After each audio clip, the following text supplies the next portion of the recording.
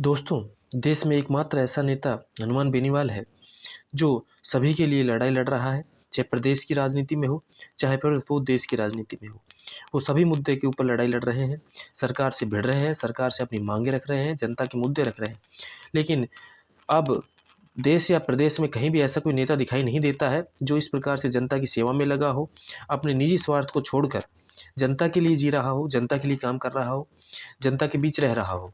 केवल एकमात्र हनुमान जी ही ऐसे नेता दिखाई पड़ते हैं देश प्रदेश में, दोनों में। दोनों की बात करें तो कि जहाँ पर केवल वो हनुमान बेनीवाल जी निजी स्वार्थ को छोड़कर जनता के सेवा के लिए और जनता के हितों के लिए लड़ाई लड़ रहे हैं और जनता के लिए ही कार्य कर रहे हैं। चाहे रात में निकलना हो, चाहे दिन में निकलना हो, जहाँ भी अन्याय हो रहा हो, वहाँ पर पहुँचना हो, प्रशासन से लड़ना हो, सरकार से लड़ना हो, सारे काम जो कर रहे हैं वो हनुमान बेनीवाल जी ही कर रहे हैं। इस प्रकार से कोई अड़िग होकर और निष्पक्षता के साथ कोई भी कार्य नहीं कर रहा है।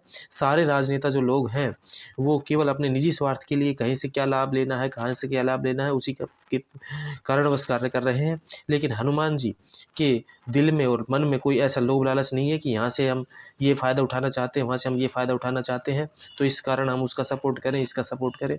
लेकिन एक ईमानदार छवि के नेता हैं हनुमान बेनीवाल जी, ये बात तो कहनी पड़ेगी, ये जनता मानती भी है और शायद अब जनता जागरूक हो भी रही है।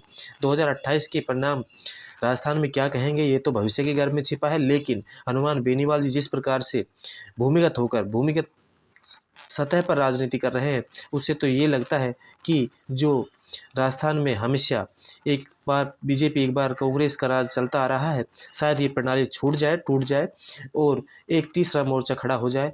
ऐसी उम्मीद तो लग रही है, लेकिन फिर भी जनता के बीच किस प्रकार का माहौल बनता है, ये तो भविष्य के गर्भ में छिपा है, ये तो निर्धारण उसी समय हो पाएगा।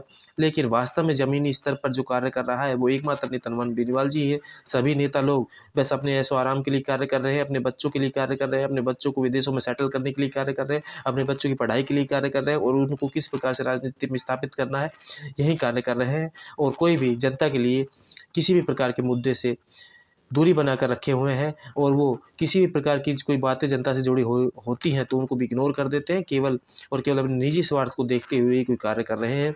वो जनता के लिए, हितों के लिए कोई भी लड़ाई लड़ नहीं रहे हैं। लेकिन हनुमान बेनीवाल जी एक एकमात्र ऐसे नेता हैं, हमारी उनके साथ शुभकामनाएँ हैं कि वो भविष्य में सफल हों और इसी प्रकार से देश प्रदेश की सेवा करते रहें।